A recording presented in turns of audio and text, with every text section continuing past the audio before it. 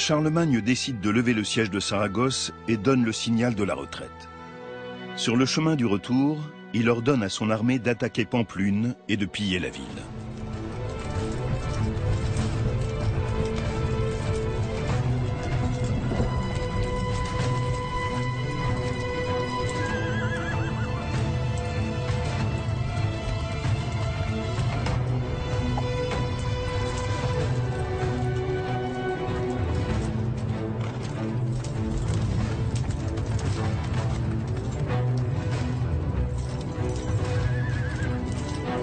Cet assaut sanglant contre les Vascons de Pampelune donne lieu inévitablement à des représailles de leur part. La légende situe la bataille dans les Pyrénées, au col de Roncevaux. Les guerriers vascons tendent une embuscade à l'arrière-garde, placée sous le commandement de Roland, et massacrent jusqu'au dernier des Francs. La mort du chevalier Roland clôt d'une triste manière la campagne d'Espagne.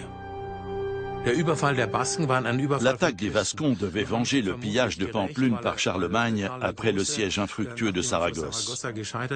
Disons-le tout net, le pillage de la ville chrétienne de Pampelune était vraiment une ignominie. Voilà pourquoi les Vascons se sont vengés.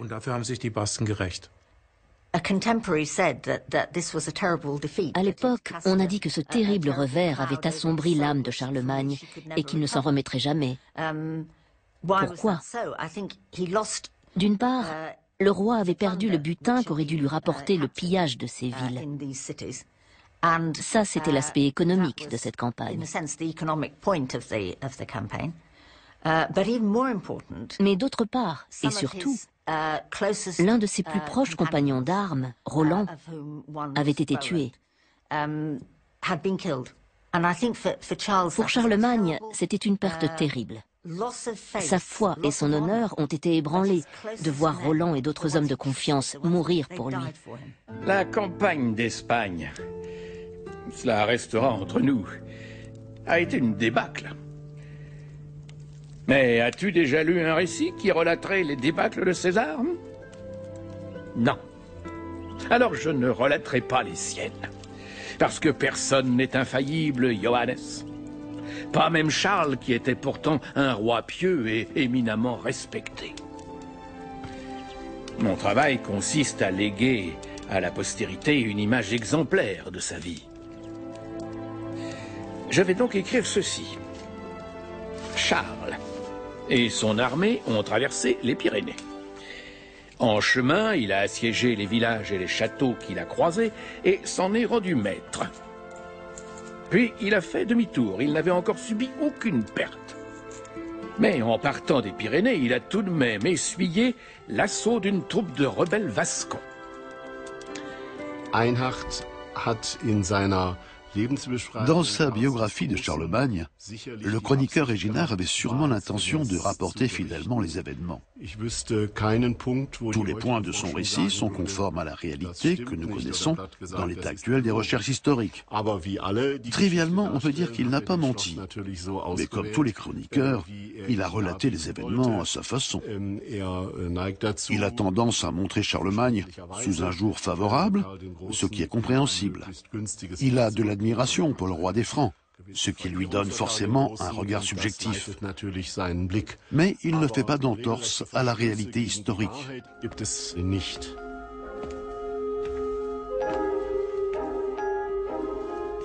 Eginhard n'est pas le seul à avoir passé sous silence ou travesti la défaite de Charlemagne lors de la bataille de Roncevaux. Le camouflet subi par le roi dans les Pyrénées a inspiré les troubadours qui l'ont idéalisé et en ont fait un poème épique, la chanson de Roland. Le manuscrit de Saint-Gall, écrit sur parchemin au XIIIe siècle, raconte la légende du chevalier Roland. Illustré de précieuses enluminures, c'est l'un des plus beaux ouvrages de la littérature médiévale.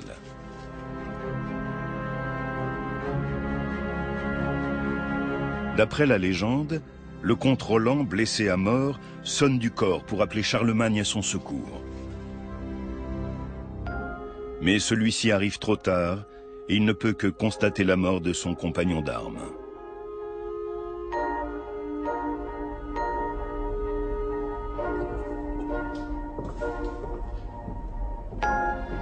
Le manuscrit d'Oxford, rédigé au XIIe siècle, est le texte le plus ancien et le plus complet de la chanson de Roland.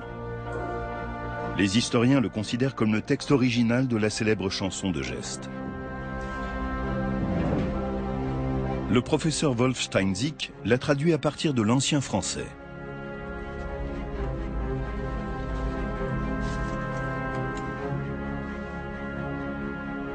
Dans la chanson de Roland, Charlemagne n'apparaît pas du tout comme un héros auréolé de gloire.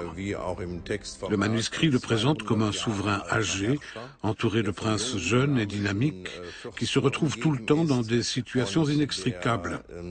Il s'arrache les cheveux, se met à pleurer, bref, il est désespéré. Puis il s'adresse directement à Dieu et reçoit l'aide du ciel.